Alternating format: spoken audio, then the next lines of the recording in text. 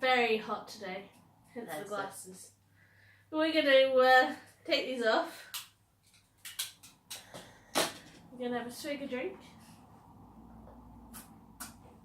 And we're going to talk about some cold books. Because it's too hot. Yeah. So we thought instead of talking about books to do with summer, we're going to talk about books that are to do with colds or things that are cold. Yeah. So we picked 5. I mean, there's loads we could have picked. Oh, yeah. We tried not to go any too Christmassy because, you know, that's a whole video to itself. So, do you want to start? Yeah. A Good for a Child. Now, why did you pick it for the theme? Because it's winter. It's something like the Good for a Child, isn't it? Is it snowing? Yeah, really. That feels really nice right now. It's picture like the cold. Not working hot. No. We found that sometimes if you read about cold things, it makes you a bit less hot. I'm reading a book right now that's set in the cold. But we're not using that one today because it's going to be for a different video. And to be fair, like picturing yourself there, it's nice. I mean, in the case of the Gruffalo's Child, if you want to grab it, there's pictures, isn't there? So you can actually pretend you're there. It's like blizzard of snow. In that book right now. That'd be cool. Do a Mary Poppins and just jump into the picture. Yeah. It's a nice story, isn't it? Like a continuation of the first book. So you picked it because it's set in wintertime. Yeah. So set in wintertime. I just really won't be on that toy. It looks really comfortable with the snow on top, like a little cushion. So it's really good book and everything. Just it's really, really good. And I just won't be in the cold right now. Keep them down properly if you want. Yeah. Once it's done. Right, I'm gonna go with knocking them all over. Yeah. I'm going to use Movement Land in Midwinter. Now again, kind of obvious pick. It's got snow in it. And the picture's just... Right now, I mean, if it was actually winter, I think we'd be like, no. Yeah, Wrap summer up warm. books and everything, try and think it's summer. But today it's just too hot when we think about cold weather. I think that's everyone though, isn't it? Yeah. You're just like, it's too hot, I'll think of cold things. Oh, it's too cold, I'll think of warm things. But I picked it because it's a good little story. You've not read it yet, have you? Obviously people will recognise these books from a different video. And yeah, it's just a nice book, and if you're going for stuff to make you not think of the heat outside, I think Moomin Land Midwinter is a good choice. Put my glasses back on. Because it sounds like going in the eye. So yeah, that is one of my picks by Tove Jansson.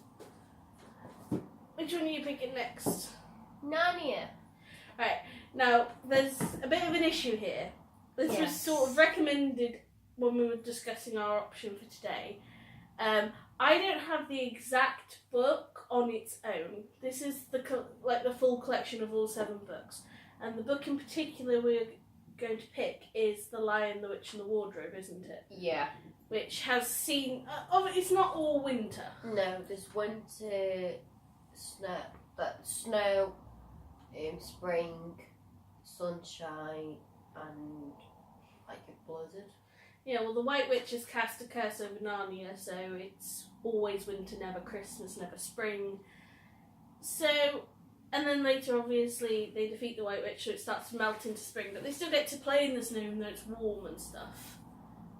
So it's kind of like a mix. I think it's the best way to put it. Yeah, it's a mix and everything. And there's 1, 2, 3, 4, 5, 6, 7 in this book. So Lion, the Witch and the Wardrobe is the second novel. Yeah. And again, I think there's only one book we picked that's not actually set in winter. But it's not actually winter because when the children, just before they go into Narnia, it's summer where they are. Yeah. and it should be like spring or summer in Narnia, but it's not because of the witch's curse. So you could say it's technically Swinter, Swinter. like Phineas and Ferb. That's my new thing now, Swinter.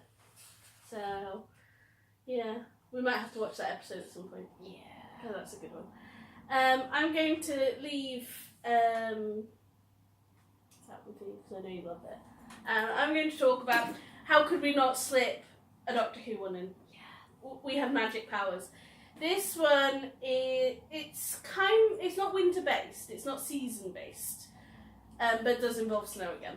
It's called Snow Globe 7, and it features the 10th Doctor and Martha. So I put this around series 3 of Doctor Who if you go to try and read the books within the television series of New Who, because I know there's some classic Whovians.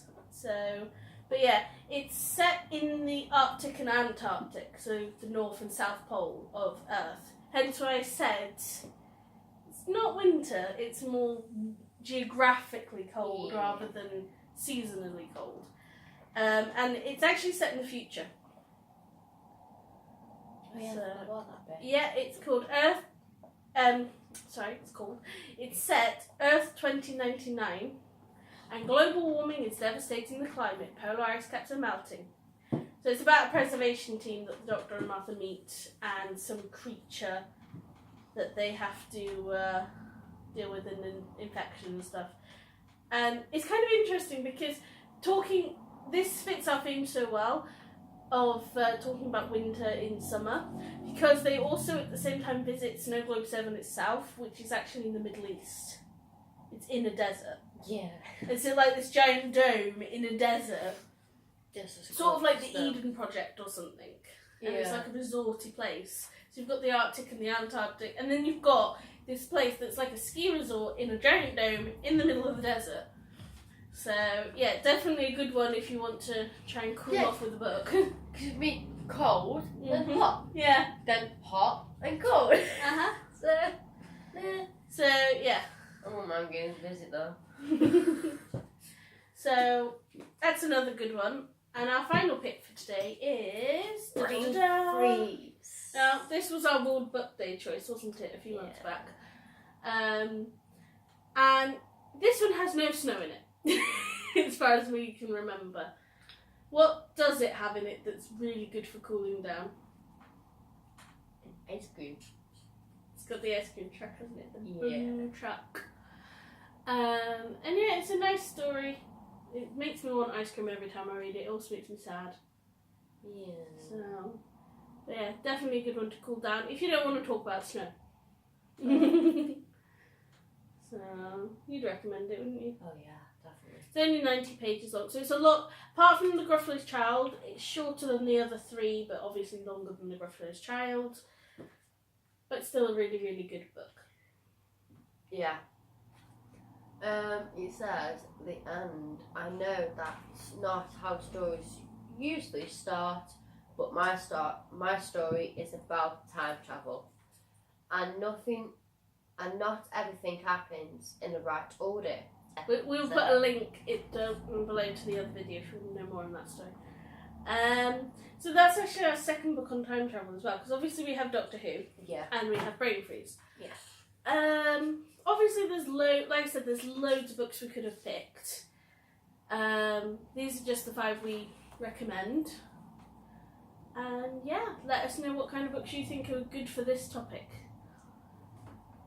All I want you to do is subscribe and give it a thumbs up.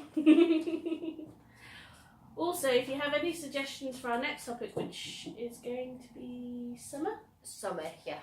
We're going to embrace the heat next week and pick some summer books that we reckon should be good for reading. Yeah, please comment down below if you think of any books with summer in. Bye. Yeah. Bye.